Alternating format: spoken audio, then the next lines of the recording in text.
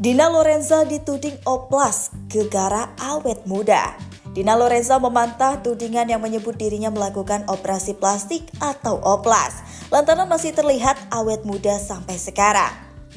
Dina Lorenza menegaskan jika dirinya tak menjalani operasi plastik. Wanita berusia 48 tahun itu menyebut dirinya hanya melakukan perawatan biasa saja. Ia tak menampik jika kerap pergi ke klinik kecantikan untuk melakukan perawatan wajah. Ibu 3 anak ini berusaha untuk mengkonsumsi makanan sehat agar bisa terus menjaga penampilannya. Dina menyebut ada hal lain yang terus dilakukannya agar tetap terlihat awet muda.